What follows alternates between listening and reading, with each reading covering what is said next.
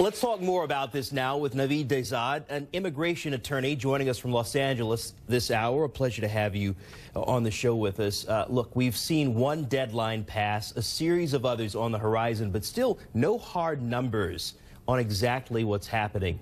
Do you have confidence in what the government is saying?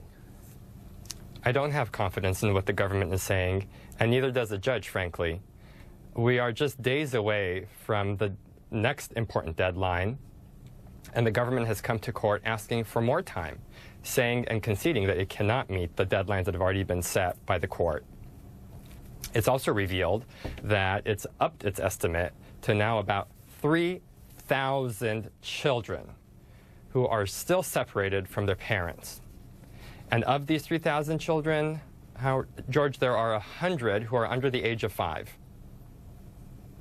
This number, about 3,000, quite frankly, just not good enough, right? I mean, we need to know exact numbers. As journalists, of course, we will continue to push to find out what those exact numbers are. But as an attorney yourself, I mean, what recourse do you have to demand accountability and transparency here?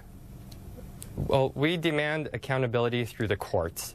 And the courts have to keep this administration accountable, as it has been doing.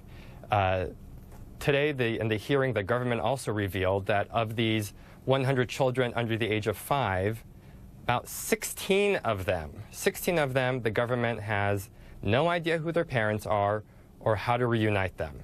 We need to keep them accountable by litigating and holding the administration accountable for this chaos it has created for itself.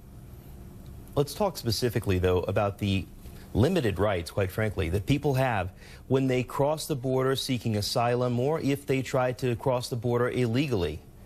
What rights do they have? They have a lot of rights as protected under the Constitution.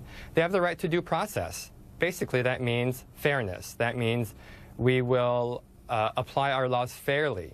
It means we won't tear your kids away from your arms. It means when you show up at our borders and apply for asylum lawfully, we will hear your case and we'll give you a chance to prove your fear and determine whether you meet the requirements for asylum or not.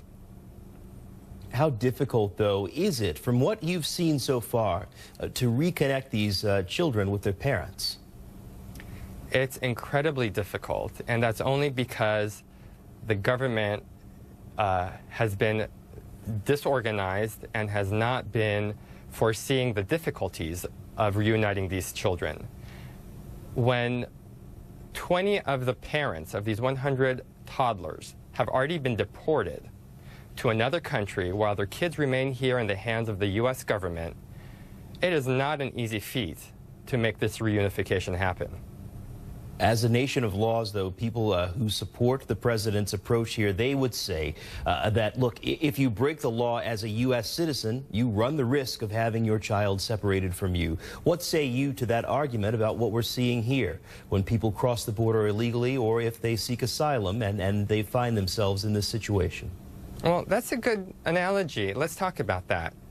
The criminal charge for these people is a misdemeanor. It's equivalent to a low-level shoplifting charge. And what the government has been doing with their zero-tolerance policy is decided that, hey, we're going to criminally prosecute every single one of these people who have committed the misdemeanor crime of an improper entry. And by doing so, the government has conceded that they are siphoning away resources from the true threats, from the smugglers that are also crossing our border and need to be apprehended, and prosecuting those people who have much more serious, present much more serious dangers to our community. And do you get a sense right now that people are getting due process, or are people being denied due process still? Clearly, the people are still being denied due process when we have these families still separated and the government unable to meet the court-ordered deadline to reunify these families. There's no due process when these families remain separated.